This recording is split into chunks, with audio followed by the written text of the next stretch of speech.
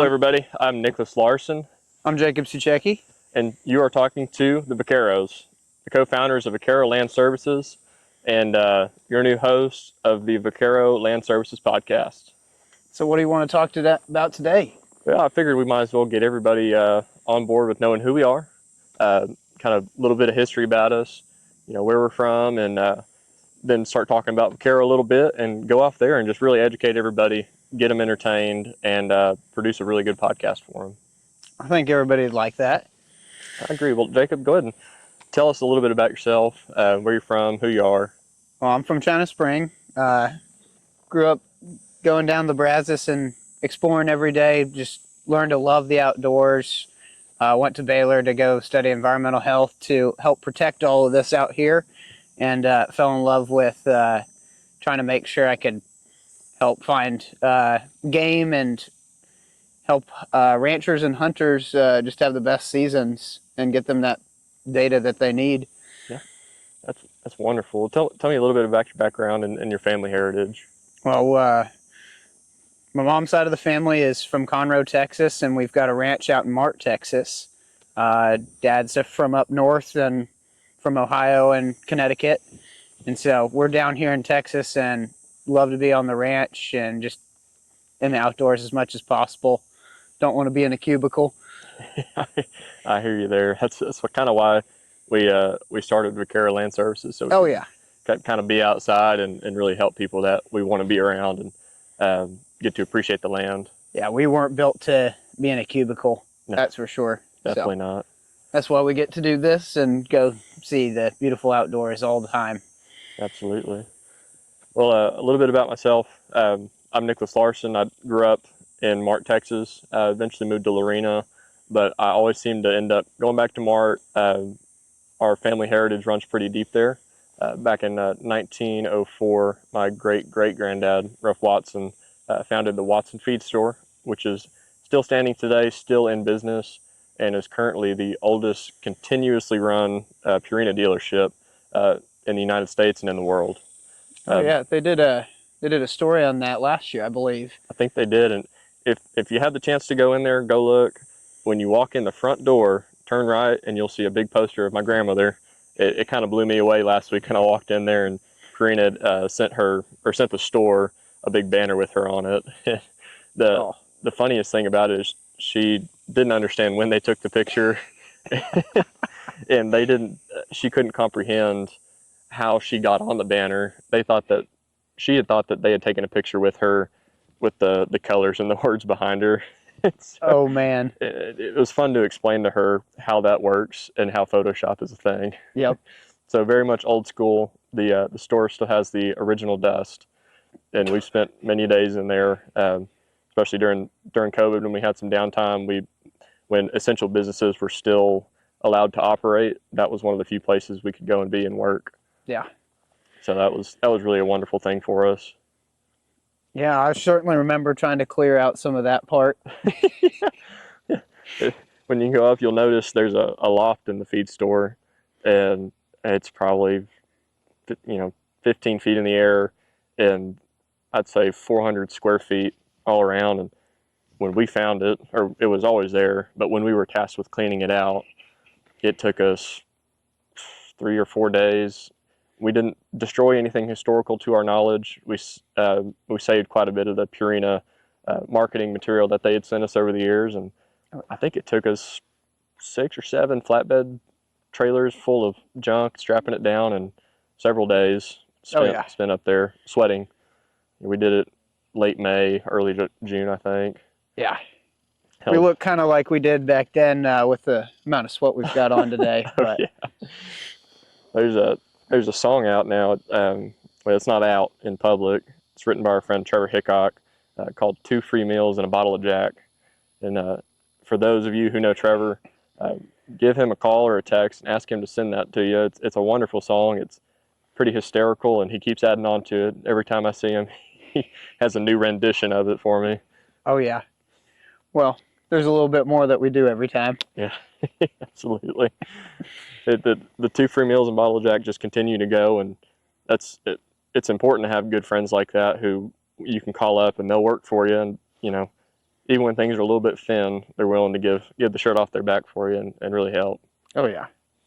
And that's kind of and I hate to keep rambling, but that's kind of the service level that we shoot for at Vaquero.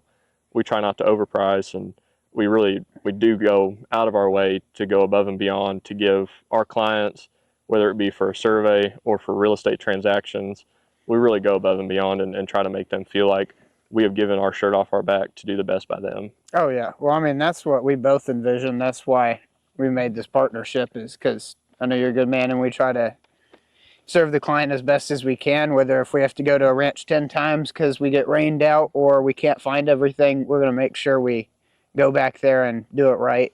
And you won't have to worry about the data or about your house or ranch that you're trying to buy. Absolutely. And free population count if you buy a ranch from him. It's all in house. Yep. Well, Jacob, give a little bit of insight on the product that we produce through Vaquero, kind of what we do, just a basic overview of how we operate from point A to point Z to the final product, and what makes that product so special. Well, so we start off, we get your permission to do an LOA, so landowner permit. So we get that done. We get the property boundaries uploaded in that, and so we're all legal. We can fly. Then we take that map, upload it into this controller right here, and so we know exactly where we are on the property at all times. We can make sure that we're getting up to the edges of those properties. Then we fly the grid pattern, taking photos and videos the whole time, of which those are geotagged.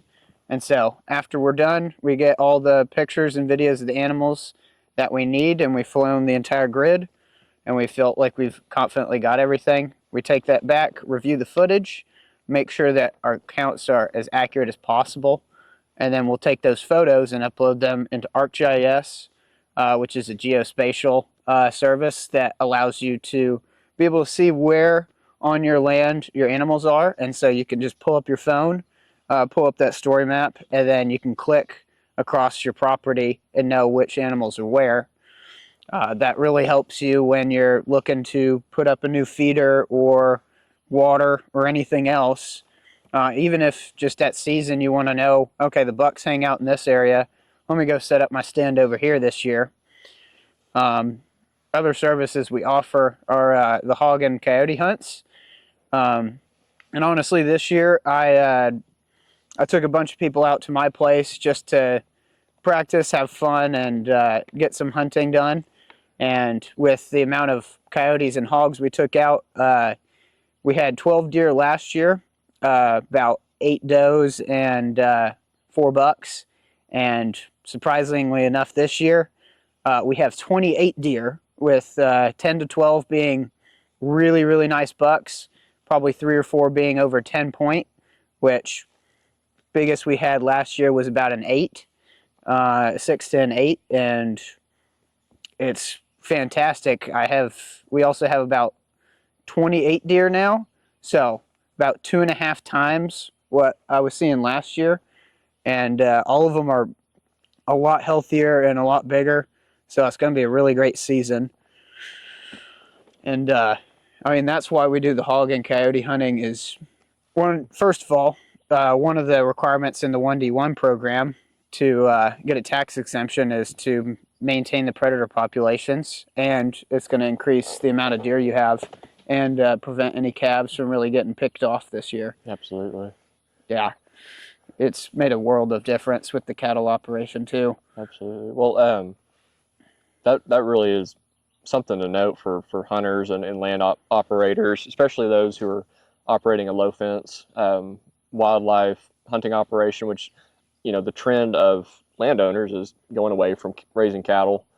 It's seemingly more difficult, and a lot of them have transitioned into either a hybrid option where they're raising cattle and doing deer hunting operations, or solely going to deer and exotic hunts, which, it's sad to see a little bit, but it's also very exciting because it's a new economy. It's bringing a lot of people into our state who are going to get those privileges and get to enjoy going on hunts. Yeah, I've seen a lot of people do it just because of the land requirement size. I mean, to have Mm. a really good cattle operation, you need at least about 500 acres to have anywhere close to about 70 head. Yeah. And so, uh, I mean, I've seen 100-acre places, 90-acre places.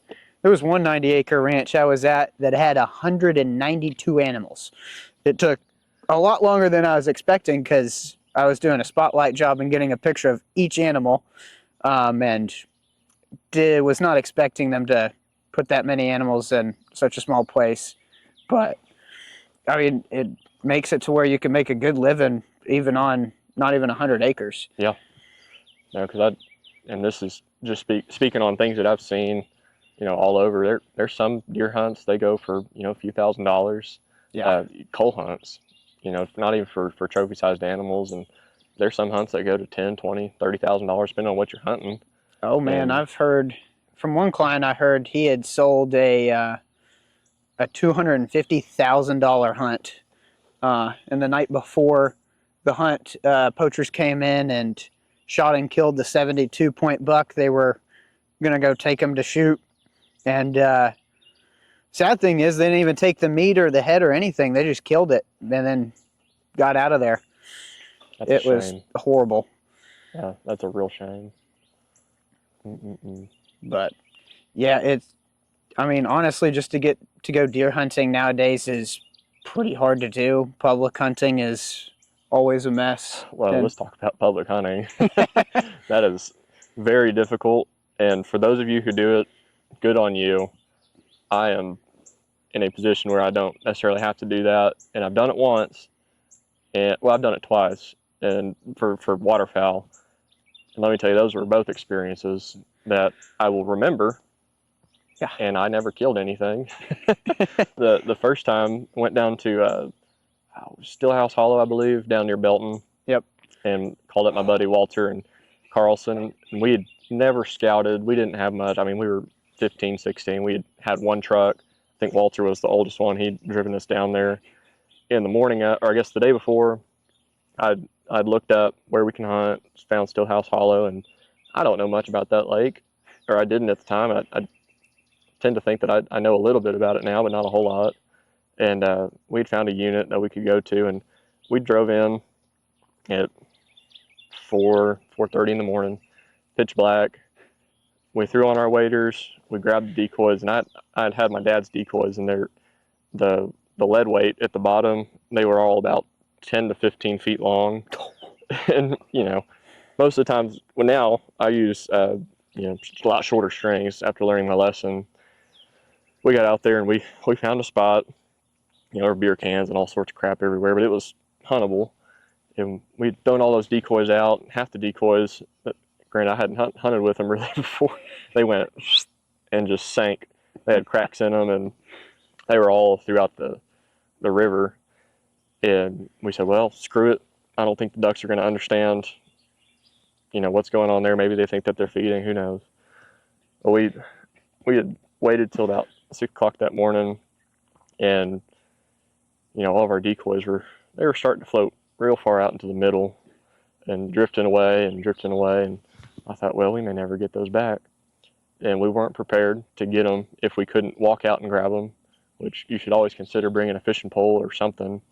Or a boat would be cool too, but we didn't have that. Yeah. And we'd hunted from daylight, which is about 6:45, something like that. We saw 3 ducks.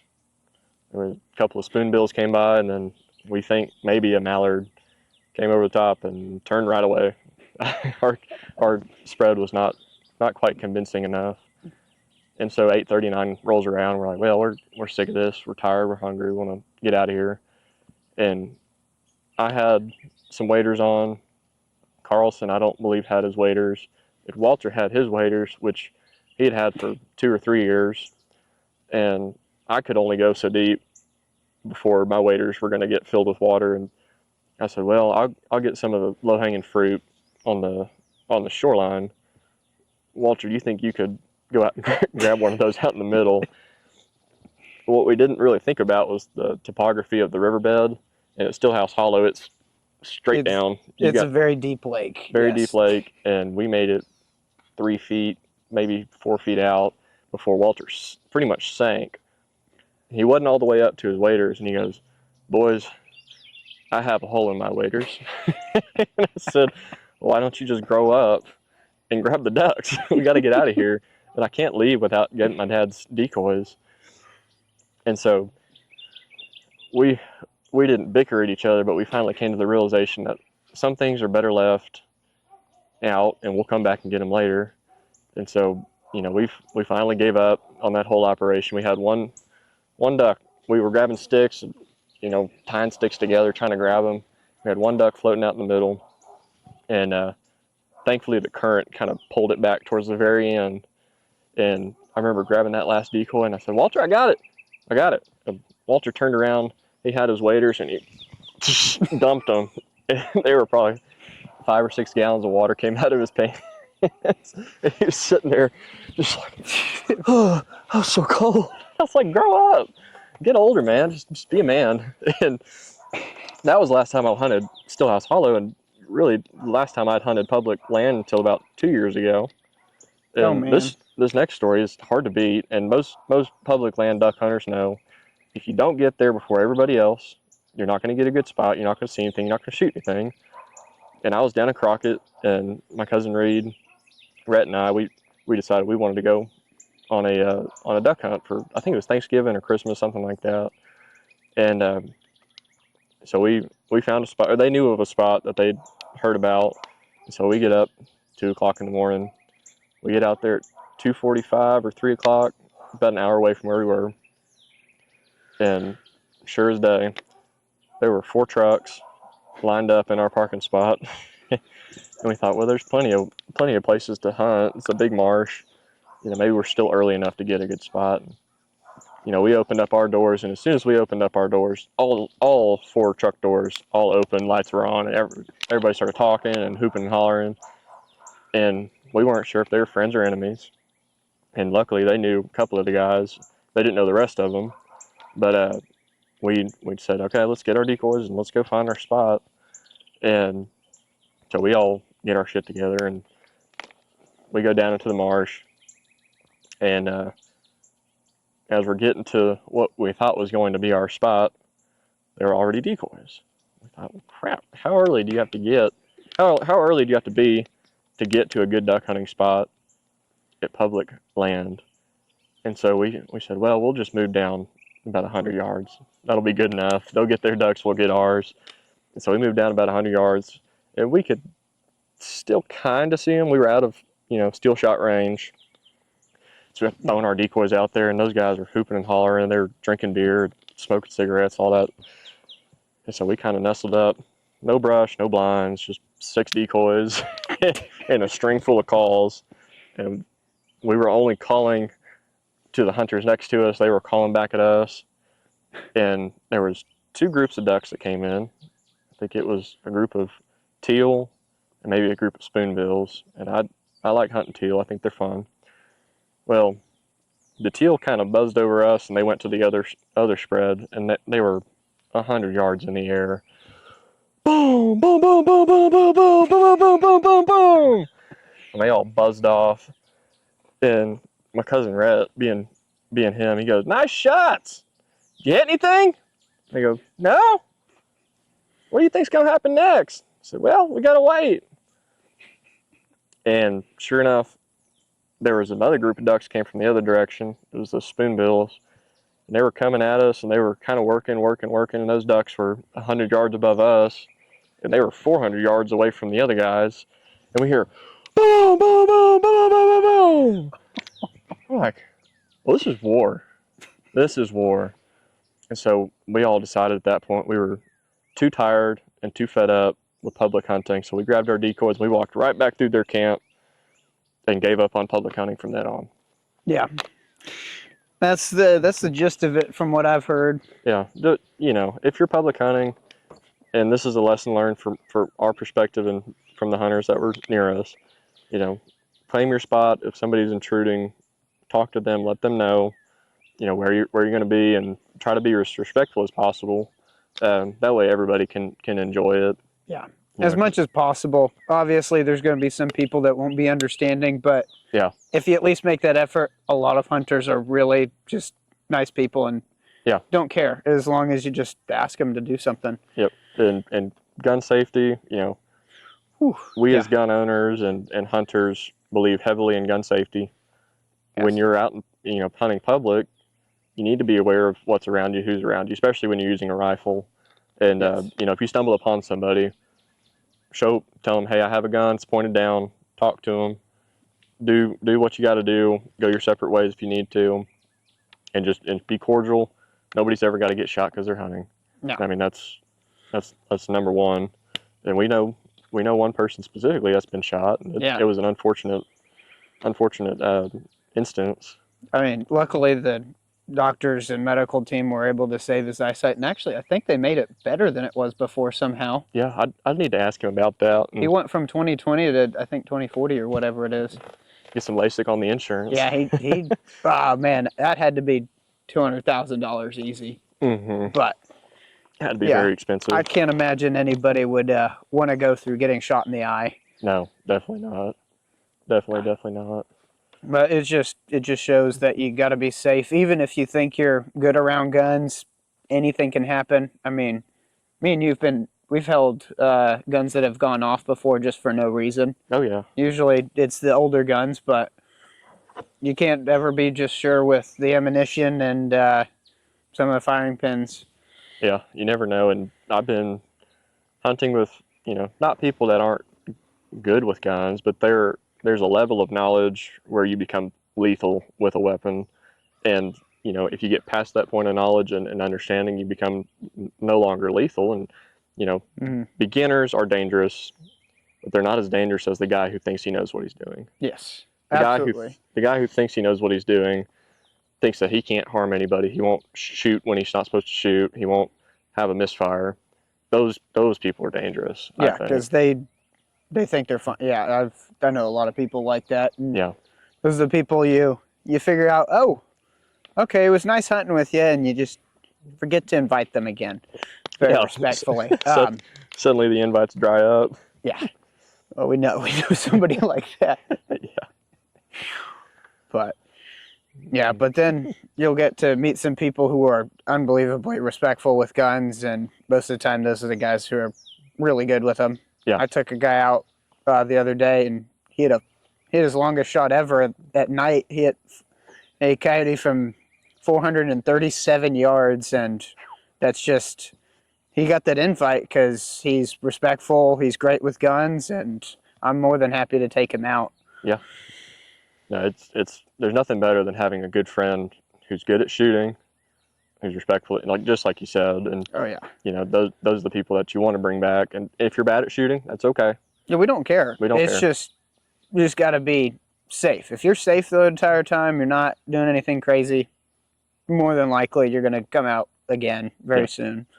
Yeah, that's something too that we hit on when we do some of these hunts, like the hog hunts and coyote hunts, is especially on a hybrid operation where you're hunting on a piece of property that has cattle.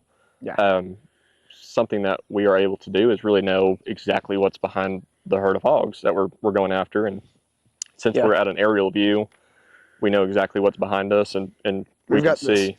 We got the spotlight that if we are not 100% sure, or if the landowner just wants to say, hey, I want to see, we can more than well turn that on, make sure that there's nothing behind it. If there is animals that we check and we identify the species, whatever else. But you can tell with about 95% accuracy, or probably even more, from over 100 yards away what something is.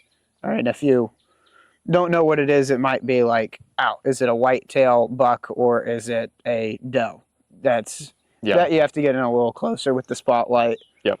If they're not in velvet, but yeah, boys, it's easy to tell if they're in velvet. When they're in velvet, they're lit up like a Christmas tree. Yeah. Yeah, I know that 14 pointer you got. Oh, that looked so pretty last year. Oh yeah, that was a really cool video, and we'll clip that in here somewhere where everyone can see it. And when he shoots it this year, we'll clip that in too, or something. Yeah, not at night. We're gonna shoot it during the day legally. We're gonna go during bow season. He hit it last year and just the arrow bounced off of it, just didn't go down. Yeah, that was quite the moment. First time hunting, and I didn't account for the droppage of the deer, the arrows going true, and sure enough, he just dipped and it just nicked him right on the back of the head, or not on the head, but kind of back behind his head, over the top of his shoulders. But Yeah. I checked, and he's still around, still alive. Yeah. And we're going to get him this year. Maybe be a little bit bigger. I think that'd be really neat. Hopefully it's a 16 point now. That'd be awesome. I was thinking about not that night specifically, but when we were out at our ranch in Lubbock, and going back to the safety and knowing exactly what you're shooting at. Oh yes. I had a group of people I brought up, and we were hunting with a thermal gun before thermal drones were really a thing. And I was driving, and we were using the thermal scope to just kind of look and see. It's a lot easier than spotlighting. Oh gosh. And one of my buddies, I won't name his name out of sheer embarrassment, he goes, "Nick, stop. I was like, "What?" And I can see his live feed on my phone. He goes, "There's a gigantic group of gigantic pigs, like 300-400 yards out." I went, "What direction are you pointing?" He goes, I'm pointing that way. Think we can go get them?" I said, "Well, no." He goes, "Well, why not?" I hate to break it to you. Those are cows. Yeah. We cannot shoot cows. That is a big no-no. So we lesson learned there. If you're a shooter, if you're spotting, and he did the right thing. He asked, "Can we go shoot them?" Yeah. The answer was no. It's always good to double check, know exactly what you're shooting at. But with this thing, it's made that so much easier. It really has. You can tell there's such a level of detail you can get, and like calves are going to look like pretty big coyotes, but it's so much easier to tell with the drone rather than thermal on your rifle or anything like that. Mm-hmm. Because that's when you get really antsy and like, ooh, I can't wait to shoot it. Yeah. And you're not going to be as sure to check if it's actually the right species. Yeah. And with this, kind of takes it out of play. We put it on a big screen and everybody can check it, and we can be like, no. No, absolutely not. Or we just throw the spotlight on and just say, if they really are just like, I know it's a coyote. And it's like, you turn on the spotlight and then the cow turns its head and looks at you. It's pretty easy to tell them, yeah, that's not a coyote. Oh, we've got the most amazing hunting story when it was like -5 degrees through the hail. We got it. We don't need the trucks. We'll get stuck out there. Oh, that's still probably one of my best hunting memories. Even though it sucked, it was just, I'm never gonna forget it. No. Yeah, we were lucky enough to be able to hunt some private land out in central Texas, and the duck hunting can be good if you're in the right spots. It can be not so great in other spots, and we just happen to have access in some spots that are 50-50. You might shoot a duck, you might not. Oh,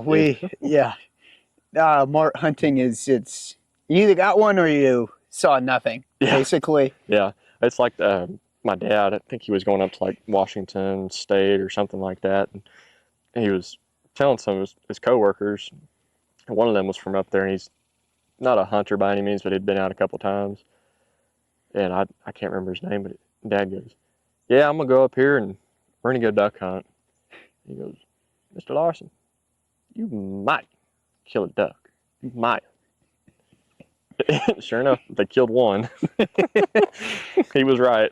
Oh, I remember back in the day when we'd just hop tanks and you get like one spoonbill and you're like, "Oh, this is amazing." And you go to clean it and you're like, "Oh, this is a trash bird. Okay, I see why they call it that." Yeah.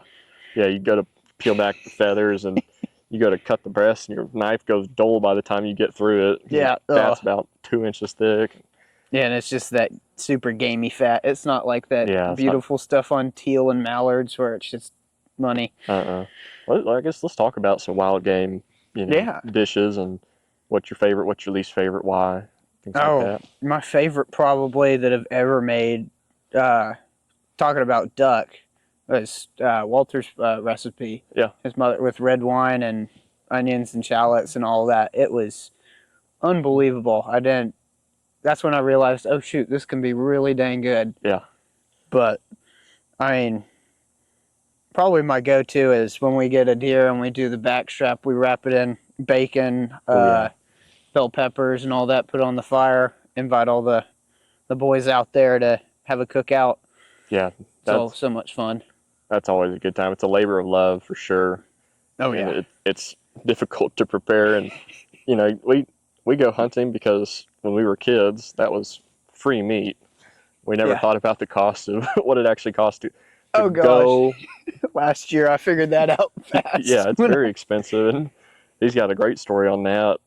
Not to mention the pre-cost, but tell us about the phone call you got while we were actually shooting a ranch, going and doing a survey, and he got the phone call of a lifetime. Oh yeah, I took my stuff to Eddie Ray's. I like giving away their jalapeno sausage to friends and family as gifts and all that, and got a little greedy because I told them make as much sausage as you humanly can, and I get a call about a week later saying, okay, we're all done.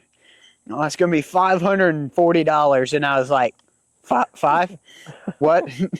How much? Because last year I had, or last year or the year before that, I took in a 10-point mule deer, got that head mounted, and got the meat for like $250 or maybe $300. So getting the call that it was over double that, just for the meat was very fun. But yeah, I think I got about 55 or 60 pounds of sausage, then 10 of pan sausage, and then 10 or 20 of ground meat, and then snack sticks. And so, yeah, I mean, a little more diversity that time. I still got a ton left, so I can't wait for the season and just to go through all that right now and kind of just have some good cookouts, do some backstrap. Yeah. Yeah, they messed up my backstrap too. That made me mad. Yeah, I never send my backstrap to the processor. I didn't want to. I just couldn't take it home at that time, and I was gonna come and grab it and didn't get it in time before they all flattened it. And I was like, oh, that's fun. But okay, so if you had a 250 acre ranch, what would you do on that? Ooh, it really depends on where it is and what the features are. You know, if it's 250 acres of pristine grassland, with a couple trees on it, very much would either leave it and shred it for hay, or put cattle on it and go and see what the ratio is for how many head per acre. Would do one of those two things. You know, if there's a pond on it, would definitely go fish on it. You know, if there was fish already in it, great. If not, go stock it. And if that pond needed to be cleaned out, if I were to go purchase a property, I would ask, when's the last time that pond was cleaned out? Was it 10 years ago? Was it when it was built? I need to know kind of what the depth is, how much silt has built up into it. And it varies based on region. In Central Texas, when you get east of the 35 corridor, there's more clay, more silt, build up. That happens a lot quicker. Go through your grandfather's process of how often he did that on the properties he owned. He would do a third of his ponds every 3 to 5 years. Mm-hmm. Just he would have somebody go test it biannually and kind of see which ponds needed it most. We were working with a couple of ponds, a couple hundred, and so he would test them, see which ones needed to be done, and then have them go do them all at one time. And they'd go in. We would seine each of the ponds, get all the fish out. That was a labor-intensive deal. Yeah. Get them all out, bring an excavator, and the excavator would go in, and they would claw, and they'd pull all that dirt out, and it really reinforced the dam, the banks kind of around it. That certainly helped us come hunting seasons. Oh yeah. Being able to stock ducks like that is so much easier than if they could see you from 200 yards away. Oh yeah, and for dove hunting too, I can kind of sit in between two mounds of dirt, and it's never super smooth and perfect. Yeah. There's always little things here and there, and that comes from erosion. It comes from they dig it out, and then erosion happens. You have cattle walk over it. It's just it's never going to be perfect, but it works out in multiple different ways. That's how we generally did it, and the importance of that is to have cleaner water for your cattle. It's just going to produce a happier, healthier herd. And also, when it rains, we get rain either not enough or too much. And on the years that we don't get enough, you want to have as much water in your tank as possible. Yeah. So that way, when drought hits, you don't have to sell off your herd. That's something we dealt with. I believe it was 2 years ago. Yeah, we had to sell off most of ours too. I mean, and when that happens, you're taking a pretty big loss because everybody's doing that at the same time. So it just really hurts and cuts into profits really quickly. Yeah, you want to make your operation as drought proof as possible, and that's difficult if you're not continuously maintaining and paying attention. Yeah, I'll say like for this year, we've had kind of the opposite problem. Yeah. Where we've got too much rain, but the thing is, when it rained, it would just flash flood almost, and so having those tanks redug out with the walls up higher, you can hold more water, and so when you get hit with a ton of rain, you actually keep that, and it's not just going to be a 2-foot little pond that is going to be dried up in 2 months because it's just all evaporated or the cattle drink it that fast. Yeah, and that also prevents them from going in and getting stuck too. Yeah, if it's been recently redug. Yep. Yeah, cattle drink a lot of water a day. I think on average like 35 gallons a day or something like that. Yeah. I'm gonna look that up real quick. It's I believe it's 30 to 50 gallons a day. So 35 sounds probably about right for the average. But let's see. Yeah, 30 to 50 gallons, you're right. Yeah, being able to have not have to bring in water is just a huge money saver because it's not cheap to bring out a ton of water like that, especially you got 100 head of cattle times 35 gallons a day. I mean, you'd be spending thousands a week just trying to keep them, get water to them. Absolutely. Yeah, and some operations they operate on water troughs. They dig a well and they try to artificially bring water to the surface, which is normal and it's good. Yeah, we know a lot of ranches, especially in West Texas, for the game ranches that we go do. Yeah. A lot of them have that.